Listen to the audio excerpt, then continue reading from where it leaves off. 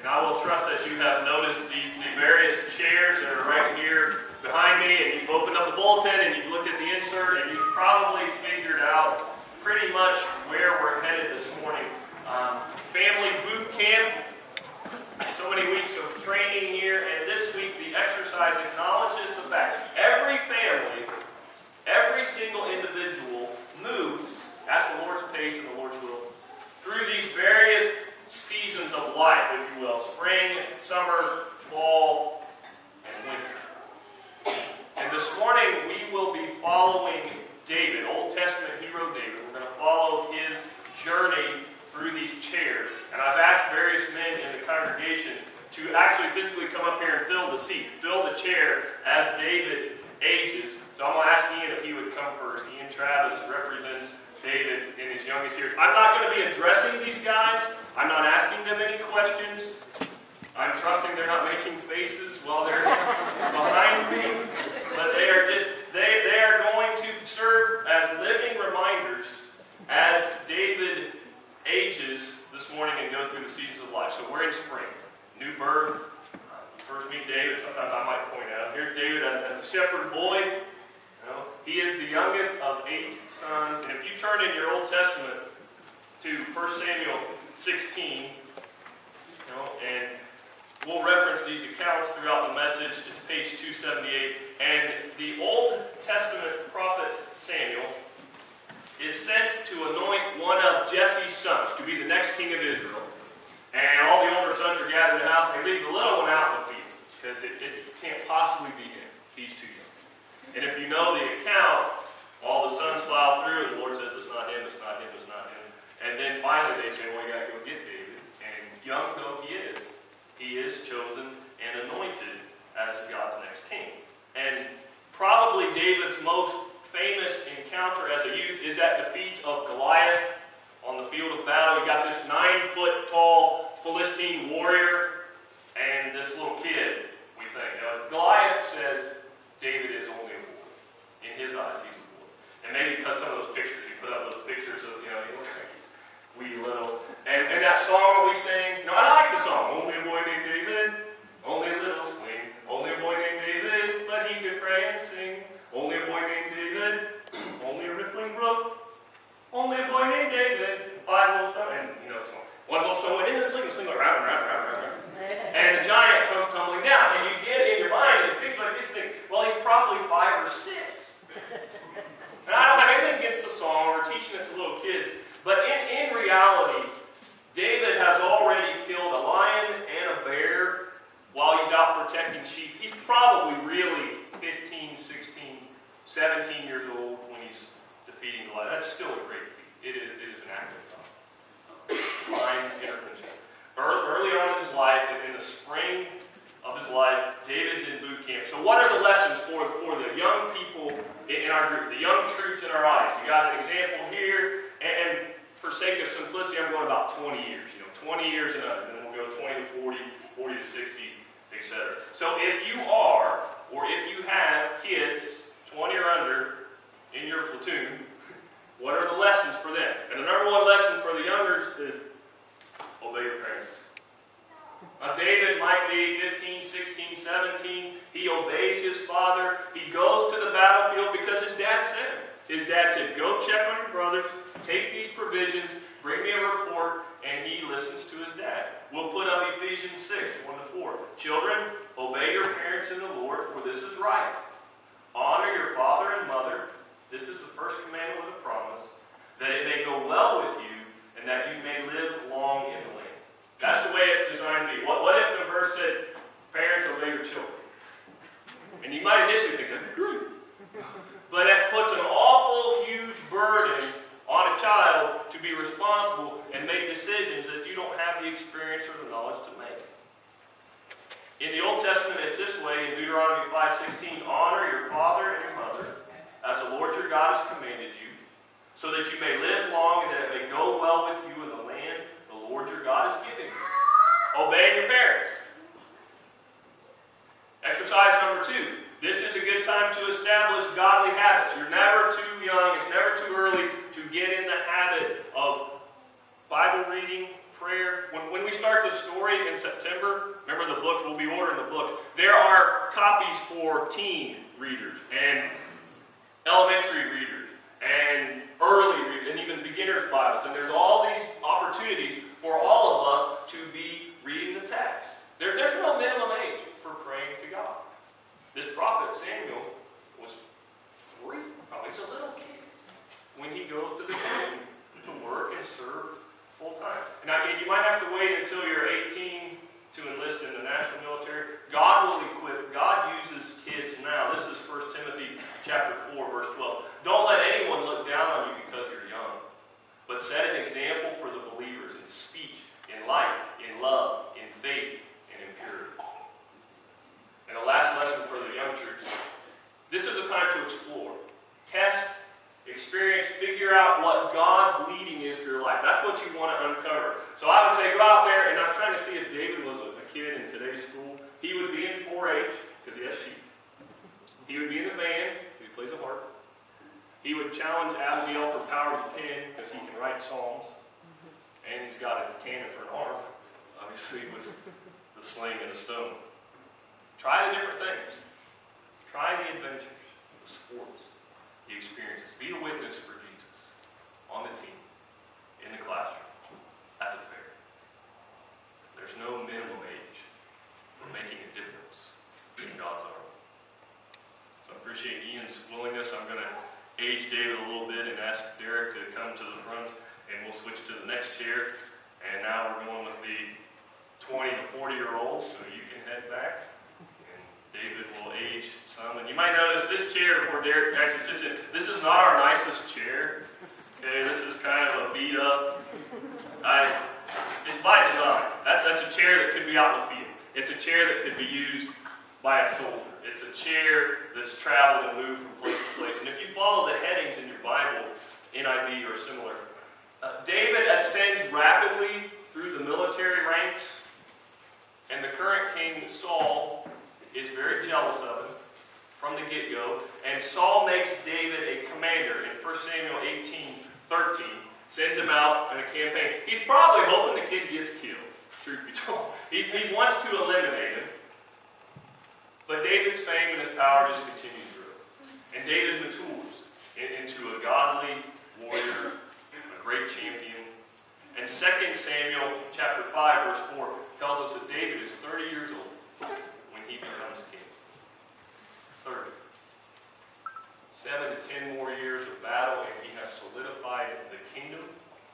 2 Samuel 8, he's not yet 40 years old. And by the end of 2 Samuel 8, David is on the throne, and he is enlisting his own sons. And some people say they may be a little too young for this. That may be part of the problem later. But he's enlisting them as advisors and military leaders. So what would be the lessons for our troops, our personnel in the 20s and the 30s? I'll offer you this one. Get a grip on grace. By that meaning, nobody's perfect. Accept that. Understand. You're not perfect. The world you live in is not perfect. And David learns this lesson at this point because Saul twice tries to pin him to the wall with a spear. Throws a spear at him to kill him. Jesus addresses the same thing. Matthew 7:3, this verse. Why do you look at the speck of sawdust in your brother's eye and pay no attention to the plank in your own eye? Learn that lesson now. While you're young and strong and may be tempted to think you know it all, extend some grace. You're going to need these people in later seasons of life. And Dr. Kathy Cope, we had her last week. She's the squirrel potato expert from last week. She's cautioning everybody, especially this group, but all of us. Be mindful that we don't get consumed by trying to see life through the lens all the time. And by that, and I read this, and Derek's going to be staring at me during this because I'm guilty of this. You know, trying to see everything through the lens of the camera and always trying to get a perfect picture. And I warned the worship team this is coming because they stood right here this morning and spent I don't know how much time to get a perfect picture. I said, I wish I could play the video of that for you. It'd be a perfect illustration of this. Do my photos seem like they're a higher priority than the kid?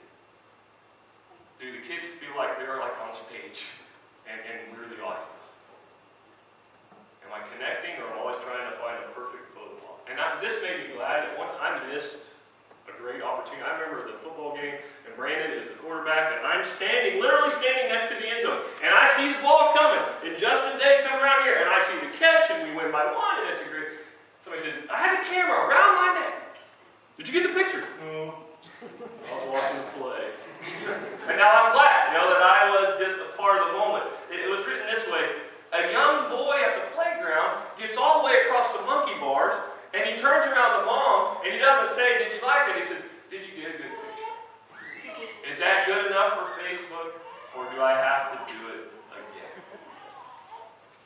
And Jill Savage wrote a book, No More Perfect Moms. And she says sometimes we get caught buying into what is called the perfection infection. Because you can edit everything. The picture we took isn't good. And we'll manipulate it on the computer. Or you can pay extra. And maybe you've done it, just think about it for the future. When parents choose to have their children's braces and acne removed, how does the kid feel? Unaccepted? Rejected? Defective? After a particular 4-year-old posed for about her 8th picture for the first day of preschool, with mom saying, a little to the right, out of the shadow of the tree, turn this way, said the little girl just ran off, screaming. Finally, she said, I thought I was prettier than this. In 1 Samuel 16:7, remember back when Samuel was looking for a boy to anoint as king? Man looks at the outward appearance, but God looks at the heart. And sometimes it's that season of life when we're on top of that and when everything will look like it's perfect. And sometimes that's the exact season of life when you have to be reminded, you don't have all the answers. Don't be afraid to ask for help. There's some of that, I'm young, I'm fast, I'm smart, I'm able, I'll get this. Don't be afraid to get help. This is Ann Wilson. She said, when I was a kid, there was one book for parents to read, and Dr. Spock wrote it. That was it. So now you look on the bookshelf at the store, you go online, and it's the complete opposite. There's a resource for everything. Were you an athlete growing up? Want to raise an athlete baby? There's a book for that. You have a passion for your child being bilingual, even though you only speak English, all there are resources for you. They can help you do it. You can learn a new language. You can get your little baby to speak 3 languages in 1 year. If you work hard and quit your job and dedicate yourself to the task. This is Jennifer Sr., short of teaching your toddler how to defuse a nuclear bomb, there's pretty much a guide for everything. And some people see all that help, and it just creates anxiety. You got to be perfect. Get it right. Ann Wilson said, there's no shortage of supply. It's scared the daylights out of parents. And she said this kind of on the side. If you're a person who's prone to anxiety, step away from web envy. Forever. Especially at 2 a.m. She said, my husband and I, we came up with a short list of friends and parents that we wanted to learn from. Said some of these couples are in their 70s, some of these folks were 30s, 40s, 50s. And we said, tell us what you think is important. What did you miss? What matters? Nothing's too big, nothing's too small. And she says, I don't think I need to tell you this, but the emails are way better than all the books. And all these sources come from all these different people, and all these different stages of life. Empty nest. Some of them, they said, were, how'd she write? They had raising teenagers. A few of them were in the throes of toddlerhood. They had stories about the sleepy newborn days, the toddler discipline years, teenage hormonal fun. All of them are in different phases. They're in different places of life, different styles. And all of them said something similar to this. Seek Jesus and surrender. Surrender your need to always be right. Surrender your desire to withhold an apology. Surrender your need to be needed. Walk in the grace and freedom that comes from Christ. And she pulled out a very powerful phrase from Jehoshaphat's prayer in 2 Chronicles 20:12. He's facing uncertainty and war and battle. And the prayer says, we do not know what to do, but our eyes are on you. So we'll rotate again now. We'll have David age into the fall, and we'll ask Mark Kaiser to come up and represent the midlife years. And I tried to find a chair that looks a little more kingly, kind of regal. He is now firmly entrenched on the throne, and the nation is expanding, and things are going well. For the most part, he's mostly content,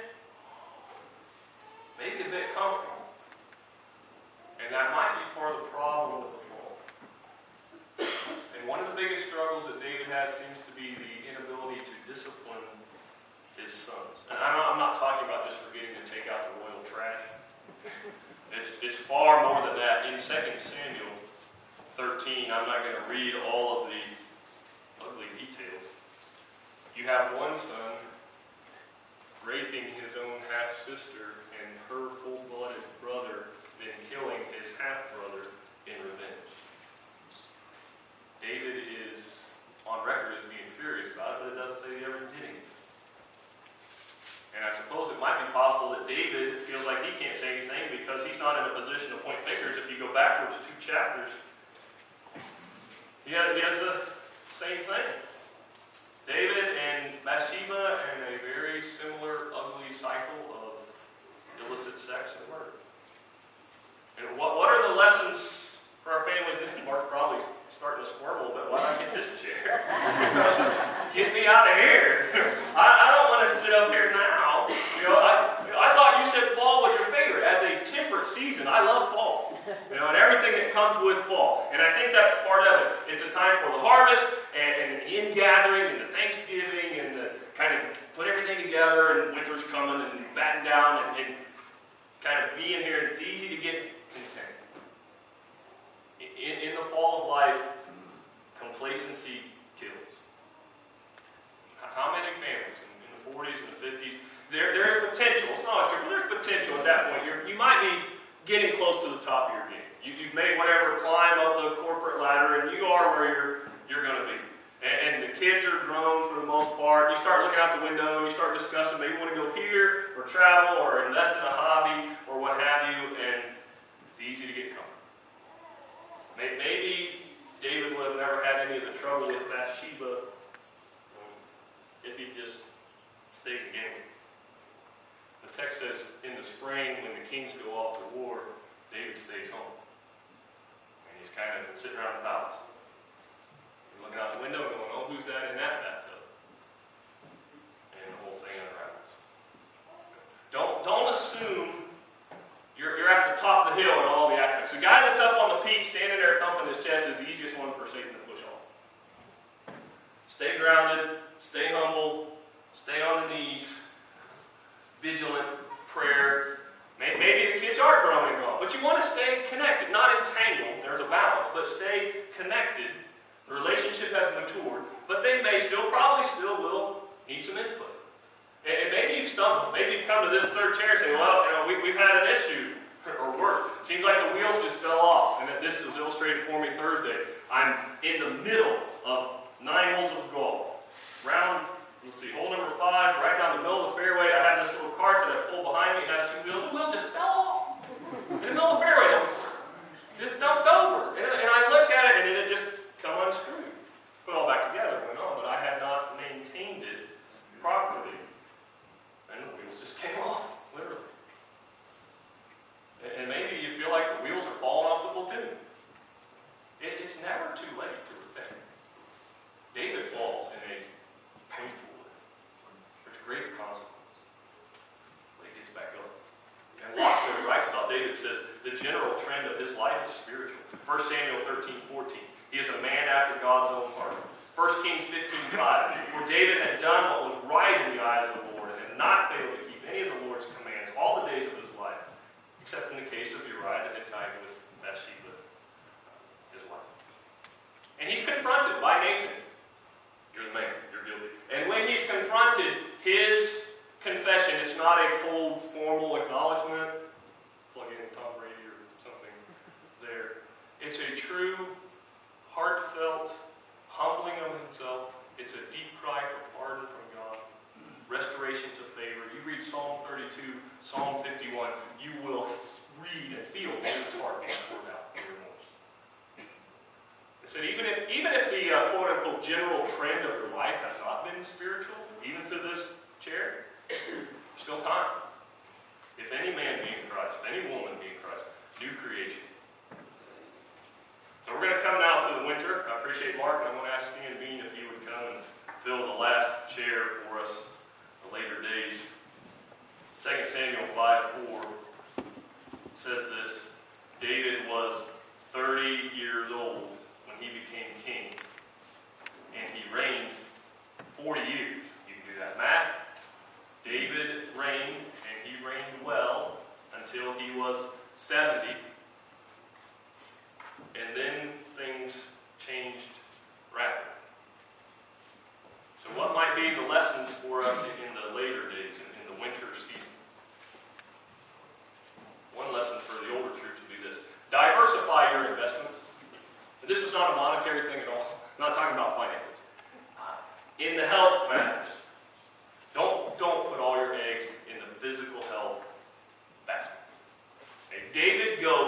being the able-bodied warrior to needing more than blankets to keep warm. And I'm reading straight out of 1 Kings 1:1-4.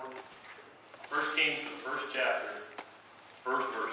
When King David was old and well advanced in years, he could not keep warm, even when they put covers over him.